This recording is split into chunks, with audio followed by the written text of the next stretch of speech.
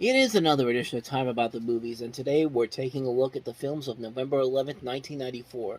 Only two movies to look at today, but two notable movies, and we'll start off with the biggest new release of the weekend, and that is the star-studded version of Anne Rice's best-selling novel with Tom Cruise, Brad Pitt, Antonio Banderas, Christian Slater, Kirsten Dunst, directed by the director of The Crying Game, Neil Jordan. That is Interview with the Vampire, The Vampire Chronicles.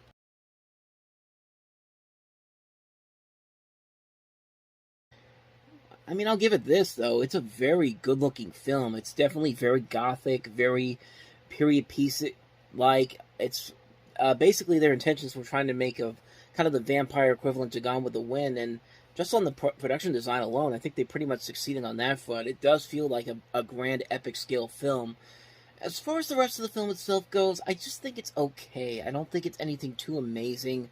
It's nothing on the levels of something like Bram Stoker's Dracula or even something like Mary Shelley's Frankenstein, which I think are far superior.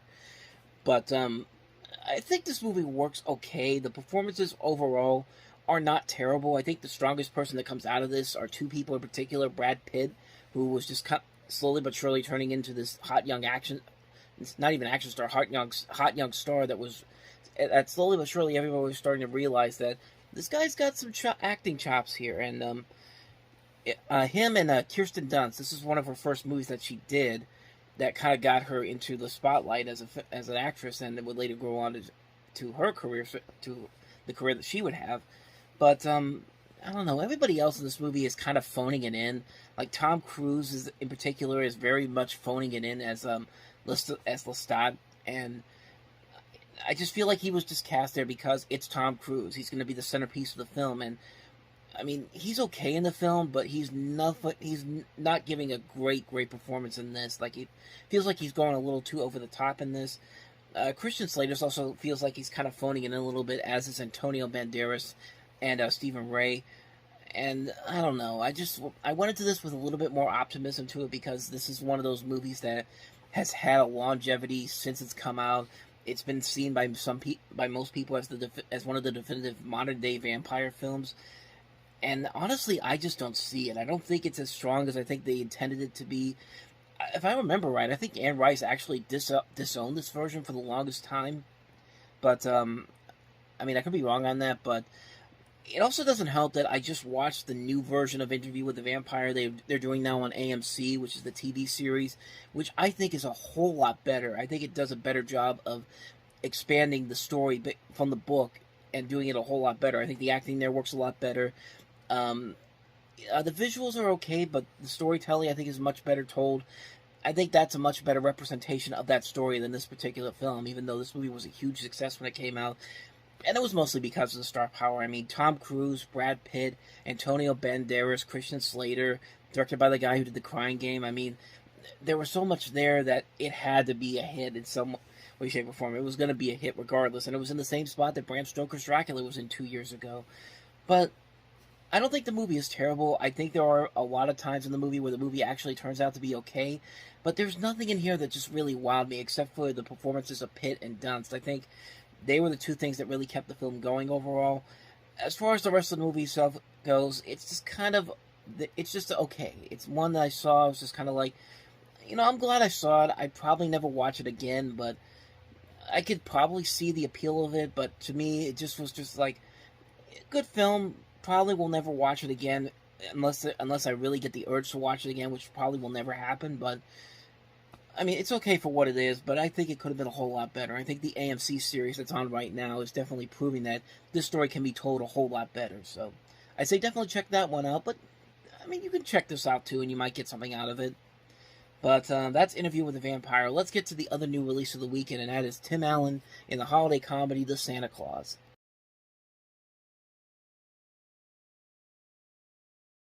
So basically, this was an attempt to see if Tim Allen could take his start TV success. He was on Home Improvement at this point, which was in its third season, one of the most popular shows on TV. And the whole idea is to see if Tim Allen could actually make it in movies. And turns out he could, because this movie was a gigantic hit, came out during the holidays, actually was not the number one film in the country for a couple of weeks until Thanksgiving week, and it just took over the rest of the holidays. And not really a surprise because it's a Christmas movie, and usually Christmas movies do very well in November.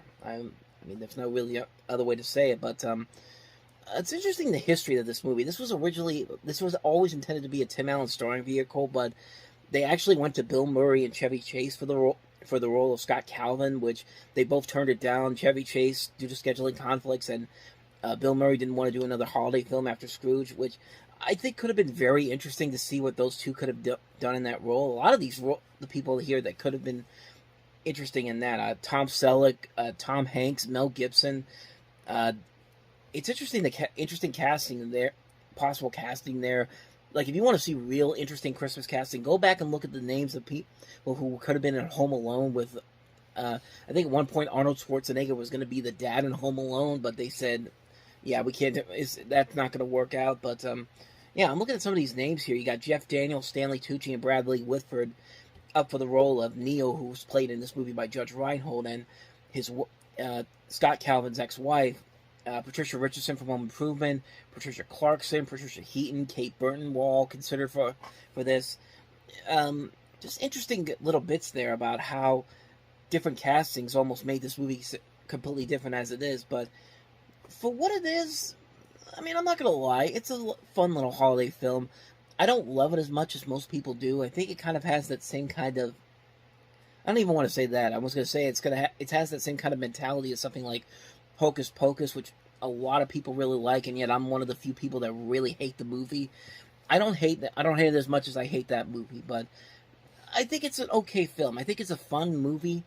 I think it has fun with its concept here, like this idea that Tim Allen basically kills Santa Claus and then takes over his mantle, and then he's kind of stuck in this loophole where he has no choice but to become Santa Claus, and that's kind of part of the thing about the Santa Claus. And it's also funny to see David Krumholtz play Bernard the Elf here, even though the year before he was the little kid from Addams Family Values who fell in love with Wednesday. It's like it's amazing how the difference between that role and that role over the course of a year. Like, he went from being a little kid to a kind of a teenager bordering on an adult in a matter of a year. It's just like, it's funny to see that. But I mean, like I said, it's a fun movie. I think the first half of it works a lot better than the second half. The second half's not terrible, but it kind of goes into formulaic territory. It kind of feels like there has to go through the basic setups, the basic third act conflict that we have to resolve, and at the end of the film, the final purpose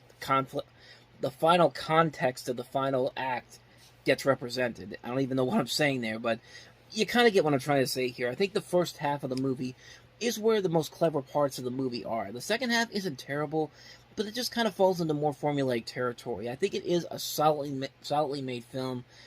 And as far as the series goes, I think it's the strongest one of the series. The sequels do get kind of worse and worse with each film.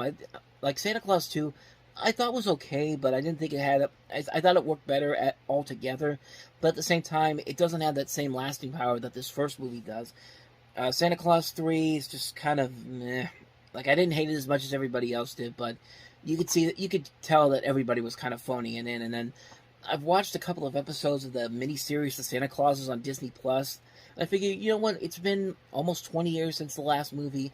Maybe they finally got it together, and they just made it more complicated than it needed to be. And, like, I haven't seen all of it, but the couple of episodes that I've seen is just kind of like, what are you guys trying to do with this? Like, what is the end result of this? And yeah, I could definitely see why people were not too happy about that. But I mean, at least the first movie still has a lot of lasting power, I should say. I mean, like I said, I like the first half better than the second half, but it does show that Tim Allen has a lot of potential as a movie star. And not every time he got it right, but there were a couple of successes here and there. Some movies did work, others not so much, but we'll get to those as we move along. But as far as this movie goes, it's a fun little film. I definitely get a chance to watch it every holiday season. It's not one of those ones I watch for religiously, like something like Christmas Vacation or A Christmas Story, like the essential Christmas specials and movies that I have to watch. But it is one that I'll pop in every once in a while to watch, and it still holds up after all these years. I mean, it is still a ton of fun. I give it a lot of credit for what it is. It's a fun holiday film. Shows Tim Allen's potential as a leading actor. The Santa Claus, need I say more? And so on that note, we wrap up another edition of Time About the Movies. Next time we meet, we have 6 new movies to come out just before the Thanksgiving weekend with Star Trek Generations, the long-awaited crossover between the original Star Trek and the new Star Trek, the bridge to the next generation making their film debuts in the coming Star Trek films. We also have the American version of Leon the Professional, the new remake of Miracle on 34th Street, the animated feature The Swan Princess, To Live, and also Heavenly Creatures. So 6 movies to look at next time. We'll do that on the next episode. But until then, thank you very much for watching. And if you want to see more videos like this, please hit the playlist on the next page. Check out the previous episode. And I'll see you guys tomorrow for another episode. So thank you for watching. I'll see you next time. And until then, as always, take care.